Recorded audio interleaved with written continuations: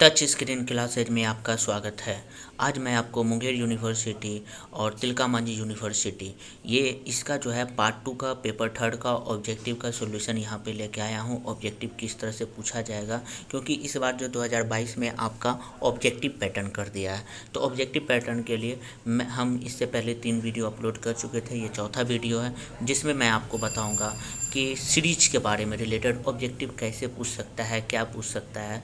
अभी हम सीरीज में पढ़ रहे हैं और ये पेपर थर्ड का है, पार्ट 2 का है। पार्ट 2 का पेपर थर्ड के बारे में पढ़ रहे हैं। तो यहाँ पे कुछ हम टेस्ट पढ़ रहे थे, इससे पहले हम 5 टेस्ट पढ़ चुके थे। आज हम छठा टेस्ट पढ़ रहे हैं। छठा टेस्ट है आपका De Morgan and Bertrand test.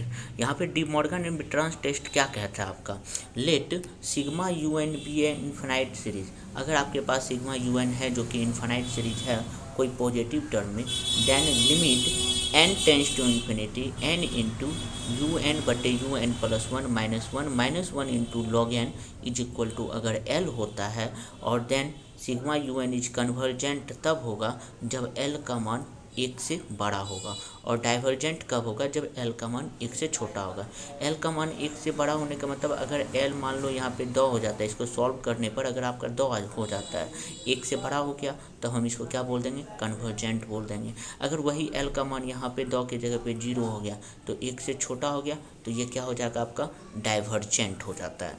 तो ये आपको हम जब इसके रिलेटेड कुछ क्वेश्चन आएंगे, अभी आपको ये सीरीज का टेस्ट का कुछ टर्म है, ये जस्ट लाइक एक स्टेटमेंट है। स्टेटमेंट आप याद कर लो ताकि वहाँ पे हम जैसे बताएंगे कि ये डी मॉर्गन बोल रहा है, ये काउची बोल रहा है, ये राबिज बोल रहा है, तो आप समझ सको वो उस फॉर्मूला को यहाँ पे बना के टेस्ट को कन्वर्जेंट या डाइवर्जेंट किया गया है। अब हम चलते हैं क्वेश्चन नंबर 7 पे। क्वेश्चन नंबर नहीं, पॉइंट नंबर 7 है यहाँ पे, Cauchy general principle of convergence of the infinite series. Infinite series में काउची जनरल क्या होता है, तो ये बोलता है a necessary and sufficient condition for convergency of infinite series sigma u n is that for every given positive number epsilon however small there exist a positive integer u m plus one u m plus to dot dot dot u n is less than epsilon होता है, और ये n is greater than equal to हमेशा m से होता है, मतलब N बड़ा होगा एम से या उसके बराबर होगा। ये Cauchy general principle of convergence कहता है। आपसे पूछ सकता है, ये स्टेटमेंट दे देगा या फिर ये कंडीशन आपको दे देगा और बोल देगा कि ये किसका है, तो आपको पता होना चाहिए काउची जनरल प्रिंसिपल का कन्वर्जेंस का सीरीज का है। तो ये हो गया। अब हम चलते हैं पॉइंट नंबर 8 पे है, if an infinite series sigma u n is convergent then u n tends to infinity और एन टेंस टू इन्फिनिटी हो जाएगा। याद रखिएगा, कोई इनफाइनाइट सीरीज है यू एन का, अगर वो कन्वर्जेंट होता है तो उसका यू एन जो है वो इन्फाइनाइट तक जाएगा और एन भी कहाँ तक जाएगा, इन्फाइनाइट तक जाएगा। अब यहाँ पे लिखे हैं if u n not tends to zero, यदि यू एन को हम जीरो तक नहीं रखते और एन टेंस टू इन्फिनिटी रखते हैं, then u n is not convergent. मतलब हम अगर इसका उल्टा लेके चलते हैं कि यू एन को हम टेंस जीरो तक नहीं रखेंगे और लेकिन एन को इन्फिनिटी तक कर देंगे, तो क्या मेरा यू एन कन्वर्जेंट होगा? नहीं, ये मेरा यू एन कन्वर्जेंट नहीं होगा। ये आपका ऑब्जेक्टिव में इस तरह का पूछ सकता है, डायरेक्ट ये दे देगा, ये कंडीशन दे देगा और बोल देगा कि क्या ये कन्वर्जेंट होता है, डाइवर्जेंट होता है, ये नहीं होता है, तो आपको बोलना है ये कन्वर्जेंट नहीं होता है। तो पॉइंट नंबर 9 हो गया। अब हम चलते हैं 10 पे। If u n tends to zero n tends to infinity then sigma u n may और मे नॉट भी कन्वर्जेंट हो भी सकता है और नहीं भी हो सकता है। कभी कभी होता है और कभी कभी नहीं होता है, ये सिचुएशन के हिसाब से है। अब हम इसके जस्ट ऊपर में पढ़े थे, यू एन को इस बार कन्वर्जेंट बताए थे और यू एन तब u n tends to infinity हो गया था यहाँ पे और एन टेंस टू इन्फिनिटी हुआ था। लेकिन इस बार हम उल्टा ले लिए, यू एन टेंस टू को इन्फिनिटी हमको करना पड़ा, एन टेंस टू को इन्फिनिटी बना, तब ये मेरा कन्वर्जेंट हो भी सकता है और नहीं भी हो सकता है। पॉइंट नंबर 11 में है every positive term of series इधर कन्वर्जेंट और डाइवर्जेंट। प्रत्येक जो पॉजिटिव टर्म होता है सीरीज का, वो या तो कन्वर्जेंट हो सकता है या तो डाइवर्जेंट हो सकता है। Let sigma u n and v n are two series of positive terms such that sigma un and sigma vn are convergent to s and s dash respectively, then sigma un plus vn and sigma un minus vn is also convergent s plus s dash and s minus s dash। मतलब बोला गया आपको sigma un और vn अगर convergent होता है तो इसका एडिंग भी कन्वर्जेंट होगा और इसका सब्ट्रैक्ट भी क्या हो जाएगा, कन्वर्जेंट होगा s और s डैश के रिस्पेक्ट में। तो ये s प्लस s डैश के रिस्पेक्ट में और या s माइनस s डैश के रिस्पेक्ट में क्या हो जाएगा, कन्वर्जेंट होता है। 13 में चलते हैं। A series sigma u n of positive terms convergence if and only if there exist a finite number K such that u1 plus u2 dot dot un is less than K for all n के लिए। ये जो sequence है ये मेरा convergent होगा जब less than होगा किसी k के लिए, और n के लिए ये मेरा कन्वर्जेंस की शर्त को क्या करेगा, फुलफिल करेगा। इससे रिलेटेड जब एग्जांपल आएगा तो आपको वहाँ पे समझा दिया जाएगा। अब हम चलते हैं auxiliary series test. Auxiliary series test क्या बोलता है, ये बहुत इंपॉर्टेंट सीरीज टेस्ट है। एन इनफाइनाइट सीरीज यदि sigma n to the power p 1/n⁻p, तो अब हम n के जगह पे एक बार 1 रखें, 2 रखें, 3 रखें, तो ये कन्वर्जेंट तब होगा जब p इज ग्रेटर देन 1, और डाइवर्जेंट कब होगा जब p is less than equal to 1। Convergent कब होगा जब p को हमेशा 1 से बड़ा रखा जाएगा, डाइवर्जेंट जब p को 1 से छोटा या बराबर रखा जाएगा, तब ये डाइवर्जेंट हो जाता है। ये एक्सिलरी सीरीज टेस्ट कहता है। अब आते हैं फ्रिंगसन थ्योरम एंड या इसको एबल टेस्ट भी कहा जाता है।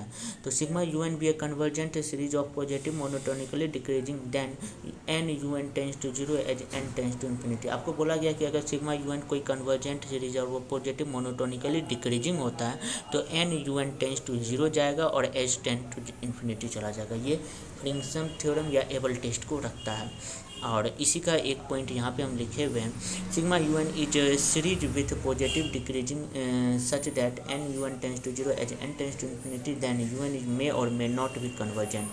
मतलब उल्टा हम बोलते हैं कि अगर ऐसा कंडीशन है और ऐसा कंडीशन है तो क्या ये कन्वर्जेंट होगा, मे और मे नॉट भी हो भी सकता है और नहीं भी। और यहाँ पे लिखा हुआ है अगर यू एन टेंस टू हम जीरो नहीं कर दे और एन टेंस टू इन्फिनिटी कर दे तो तो सिग्मा यू एन कन्वर्जेंट होगा, नहीं, सिग्मा यू एन जो है कन्वर्जेंट नहीं होगा। Comparison test.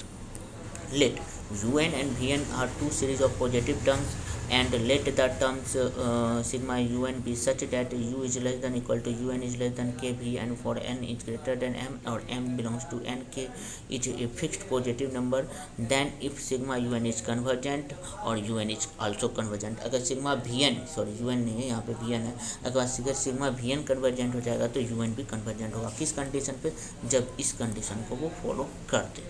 यही होता है कंपैरिजन टेस्ट। तो कंपैरिजन टेस्ट दिमाग में रखने के बाद आपको धीरे धीरे समझ में आएगा कि हाँ कंपैरिजन टेस्ट का ये शर्त को फुलफिल कर रहा है, आप याद रखो।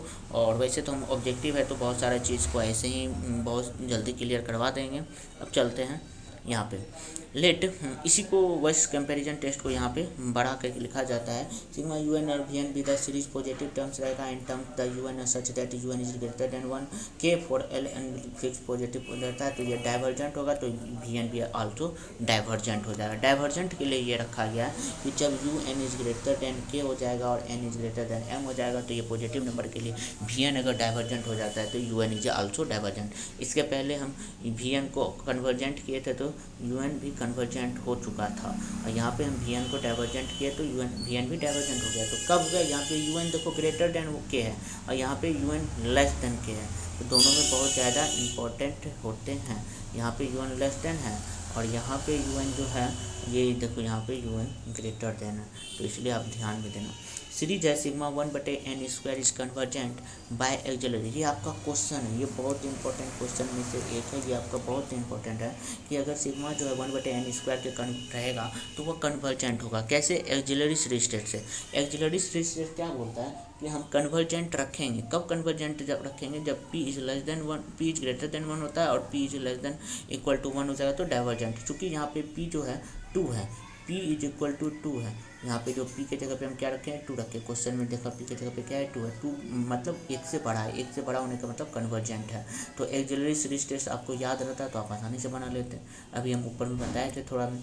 अब यहाँ पे है Cauchy root test. Cauchy root test क्या कहता है आपका, काउची रूट टेस्ट कहता है sigma u1 be an infinite series and positive term that such that limit n tends to infinity u1 to the power 1 by n is equal to l, then sigma un is convergent जब less than होगा, divergent जब greater than होगा, test fail हो जाएगा जब l is equal to 1 हो जाएगा। इस तरह के कंडीशन को जब वो रखता है तब यह काउची रूट टेस्ट बहुत इंपॉर्टेंट है, ये बहुत इंपॉर्टेंट काउची रूट टेस्ट। अब आते हैं series sigma u n is divergent. अब यहाँ पे देखो यू एन को हम क्या करते हैं डाइवर्जेंट करते हैं। कब, एक्सिलरी सीरीज टेस्ट में क्या बोलता है कि कन्वर्जेंट कब होगा जब ग्रेटर देन होगा p, डाइवर्जेंट कब होगा जब लेस देन। यहाँ पे p के जगह पे यहाँ पे 1/n है, p के जगह पे न कुछ तो 1 है तो p बराबर 1 हो गया, p बराबर जैसे 1 हो जाएगा तो ये इसका शर्त को फॉल कर जाएगा और इस शर्त में डाइवर्जेंट हो जाएगा। तो ये एक्सिलरी सीरीज टेस्ट में क्या बोलता है कि कन्वर्जेंट हम कम रखेंगे जब p ग्रेटर देन 1, यहाँ तो पी जो मेरा है 1 के से छोटा है, 1 के बराबर है, तो ये डाइवर्जेंट के शर्त को फुलफिल कर देगा, तो ये आपका डाइवर्जेंट हो जाता है। अब आते हैं अल्टरनेटिव सीरीज। अगर कोई मेरे पास सीरीज है sigma u n is set to be a alternative series on term u n u two u three dot dot dot positive and negative, then sigma u n is equal to sigma -1 पर power n - 1 V N, और ये इस term में होगा। Hence यहाँ पे V1 V2 are the positive also a series इतना where u n is a alternative series. तो अब ये अल्टरनेटिव सीरीज को ध्यान में रखना, ये बातें कभी काफ़ी इंपॉर्टेंट है, इसका यूज भी है, या फिर हम इसको देख सकते हैं यहाँ पे। यदि कोई सीक्वेंस है sigma u n is set to be absolutely convergent series, then इसका मोड भी कन्वर्जेंट होगा। अगर कोई कन्वर्जेंट है तब जब इसका मोड कन्वर्जेंट होगा, अगर मोड कन्वर्जेंट नहीं होगा तो ये एब्सोल्युटली कन्वर्जेंट नहीं होगा। याद रखना कि मोड को कन्वर्जेंट होना जरूरी है। इससे रिलेटेड हम आपको एक क्वेश्चन दिखा रहे हैं यहाँ पे ऊपर में, यहाँ पे है, कहाँ पे आएगा तो दिखा देंगे, यहीं पे तो है, सॉरी एग्जांपल में तो हम यहाँ पे लिखे ही हैं।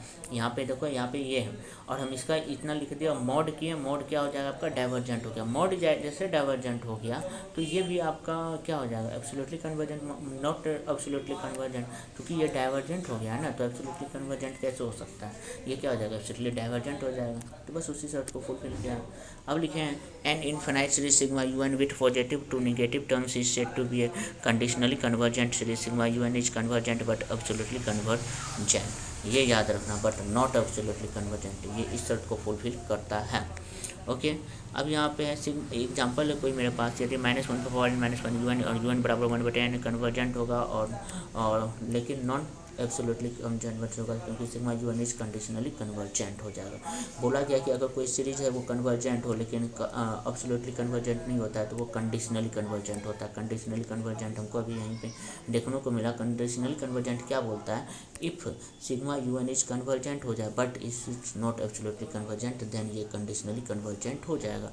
तो वही है, ये मेरा कन्वर्जेंट हो गया, ये सीरीज मेरा कन्वर्जेंट है और ये नॉन कन्वर्जेंट है, दोनों शर्त को फुलफिल किया तो ये कंडीशनली कन्वर्जेंट हो जाएगा।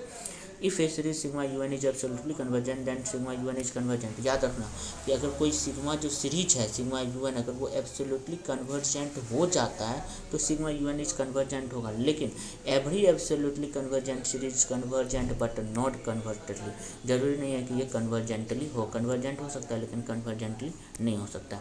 अब देखते हैं यहाँ पे तो एक सीरीज दे दिया गया है, यहाँ पे एक सीरीज है, ये बहुत ही इंपॉर्टेंट है गिवन सीरीज। ये सीरीज √100 कई बार पूछा गया है, n² - n इज डाइवर्जेंट। ये डाइवर्जेंट होता है, क्यों होता है डाइवर्जेंट, ये आपका बहुत बड़ा सॉल्यूशन है, कम से कम 1.5 पेज का है, तो सॉल्यूशन तो चूँकि अभी हम कर नहीं सकते और ज़्यादा टाइम लग जाएगा, इससे अच्छा आप इसको याद कर लीजिए, ये हमेशा डाइवर्जेंट होता है। और गिवन सीरीज जो है ये √100 n² + 4 और +1 और माइनस में √100 n⁴ - 1 इज आल्सो कन्वर्जेंट होता है। ये कन्वर्जेंट को फुल करता है, ये डाइवर्जेंट को फुलफिल करता है। तो आपसे पूछ सकता है, ये ऑप्शन दे देगा, बोल देगा कि निम्नलिखित सीरीज क्या है, कन्वर्जेंट, डाइवर्जेंट, दोनों या फिर नन ऑफ दी। तो आपका ये क्या हो जाएगा, ये डाइवर्जेंट हो जाएगा और ये क्या हो जाएगा, कन्वर्जेंट हो जाएगा। तो आज यहाँ पे ये वीडियो यहीं तक कंप्लीट होता है, बाकी का अगले वीडियो में देखने को मिलेगा। अगर वीडियो आपको पसंद आए तो प्लीज़ लाइक शेयर और सब्सक्राइब कर लीजिए। और हाँ, आप अपने ज़्यादा से ज़्यादा लोगों तक इसे शेयर कीजिए। तिलका मांझी मुंगेर यूनिवर्सिटी, ललित नारायण मिथिला यूनिवर्सिटी में भी ऑब्जेक्टिव होने वाला है, पैटर्न ऑब्जेक्टिव कर देगा, तो वहाँ के लिए भी ये काफ़ी हेल्पफुल रहेगा। आप वहाँ से भी, वहाँ के भी बच्चे यहाँ आके देख सकते हैं। आप अपने दोस्तों को शेयर कीजिए। अगर कोई भी आपको क्वेश्चन हो तो आप मुझे कमेंट बॉक्स में कमेंट कर सकते हैं। Thank you.